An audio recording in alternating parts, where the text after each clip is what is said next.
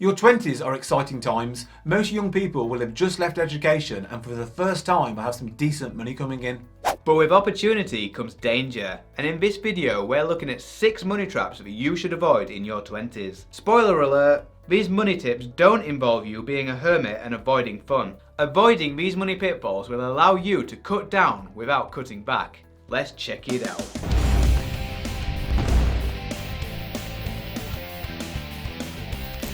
Welcome to moneyunshackled.com, the investment and finance channel and website that sets you and your finances free. That was Andy and I'm Ben, and if you like what we say, hit the like button and click subscribe. Number 1, harmful external influence.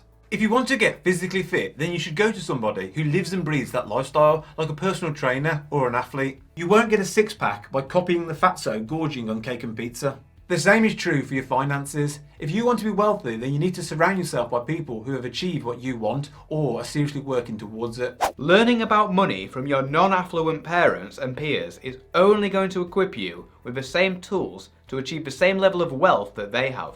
These lessons might be enough to avoid poverty, but are they enough to help you achieve your ambitions? An example of harmful external influence is views on debt. When we were growing up, we only ever saw 2 viewpoints on debt. We were taught that debt was bad and should be avoided at all costs. This view is useful in the sense that you are unlikely to ever struggle financially if you never borrow. The other view we were aware of was that many people thought it was okay to use debt to buy holidays, cars and conservatories without saving first. This is very threatening to your wealth. And sadly, the consumerism society we live in is increasingly pushing this agenda. We never had successful entrepreneurs in our circles growing up to tell us their views on debt, and even if we did, talking about money is a taboo. Only later did we discover that debt could be used to buy appreciating or productive assets. This won't be for everyone, but the successful people that we look up to all use debt to build wealth. Number 2, buying the best.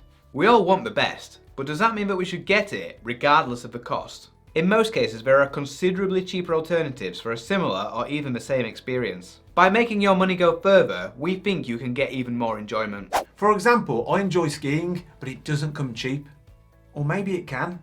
If you want the ultimate experience, you'll end up in somewhere like Switzerland or France and pay thousands per person. Or you could go to Bansko, Bulgaria, and everything is far cheaper, from the lift pass, the ski lessons, the hotel, the food, the beer, the equipment, and so on. The ski runs are not the very best, that is true, but the general point is you can cut back without going without if you look for cheaper alternatives. An extension to this point would be to avoid being an early adopter. Most products have a product life cycle, and companies tend to charge exorbitant prices on first release and quickly drop the price soon after.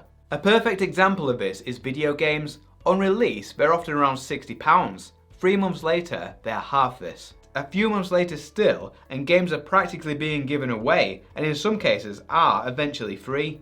Patience will be rewarded. Number 3, buying a car you can't afford in a perpetual cycle.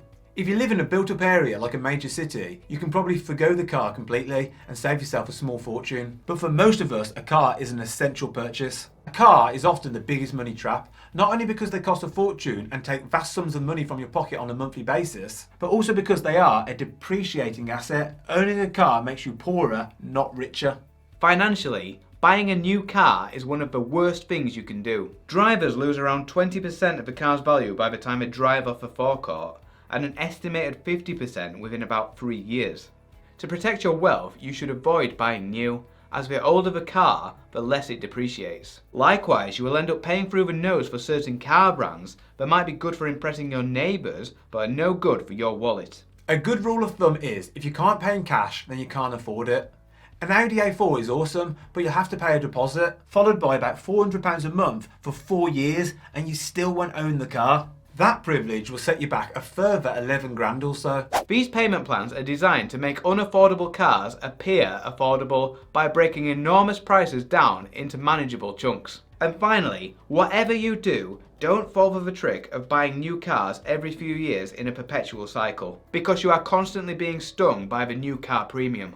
Number 4, staying in a job. Money traps are not just the things that you need to avoid purchasing, but they also include the things that you do that stop you from earning the big bucks. How long have you been in your current job? If your answer was over 2 years, then there's a high chance that you're being massively underpaid. No matter how many Starbucks coffees you cut back on, you can never save the equivalent amount that you would have earned by the proper salary that you deserve. It's not impossible to get significant pay rises by staying at your existing company, but it's not easy. You constantly have to prove that you're better than everyone else, are perceived to be adding massive amounts of value, and are well liked by the decision makers, which generally means you have to be a nodding dog. Whereas by changing jobs, you only need to do this act once, at the interview. It is very easy to get bumper pay rises by going elsewhere. Better yet, don't work a job at all if your goal is proper wealth and freedom. Jobs are only fine if you want a standard middle class life. But for those who dream bigger, a job will not suffice. You have to work for yourself. Being an employee will provide a feeling of safety, but the wealth that builds a life of freedom can only be achieved by being the master of your own destiny. Your hard work as a business owner goes straight to the bottom line. Number 5. Saving instead of investing.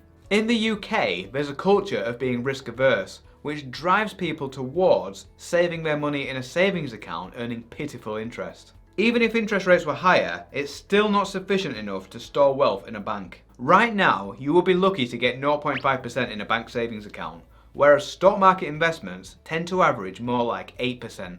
Some people wrongly argue that they don't want to risk their money by investing, but bank savings are guaranteed to lose money in real terms as inflation reduces real buying power. Investing returns are not guaranteed either, but at least there's a good chance that it will grow your wealth rather than giving up without a fight. Moreover, don't delay in putting that money to work, because compound returns over time unlock the true power of investing. For example, say a 20-year-old invests 10 grand now for 20 years and earns a real return of 5%. That's 8% return minus 3% inflation. This pot will be worth £26,500 in real terms. But if they waited until they were 30 and only invested for 10 years, then that pot would only be worth £16,300 with all things being equal. That's 39% less than if they had started 10 years earlier. Let's compare that to bank savings, and hopefully we will beat your fears with indisputable maths. If that 20-year-old saved that same 10 grand over 20 years and earned a real return of minus 2.5%, that's 0.5% interest less 3% inflation, their pot would be worth only £6,000 in real terms. Not only have they lost 40% of their wealth, but they would have had 340% more had they invested earning average returns. Investing can be the difference between retiring rich and retiring broke. If you don't know how to invest or are not inclined to do it yourself, then check out some of the offers on our website, linked to below. Robo-investors such as Nutmeg are giving you the first 6 months free when you use our link, and they'll do everything for you. On our offers page, you'll also find thousands of pounds worth of offers for other investment platforms and services, so it's worth checking these out. Number 6, trying to impress people. We're not sure who said this first, but it's true for so many people. We buy things we don't need with money we don't have to impress people we don't like. If this is you, stop wasting your money. Does it make any difference to a person's happiness if they wear an overly priced polo shirt with a logo on it? Or are they doing it to impress others? What about the guy who tries to impress the ladies by flashing the cash?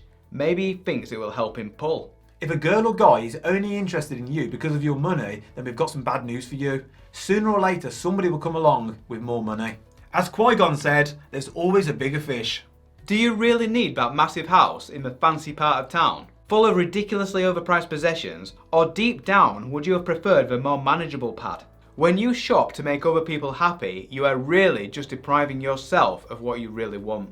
Who's more successful? The guy that drives a Beamer and holidays in Florida but has to be on call 24/7 and is forever chasing that next paycheck, or the guy that lives a modest lifestyle but is free to spend his time as he wishes? Question of the day: which of these money traps have you been a victim of? Let us know in the comments below. Thanks for watching. On this channel we talk a lot about personal finance, investing and all things money. And if you want to see more great content, please click the subscribe button below.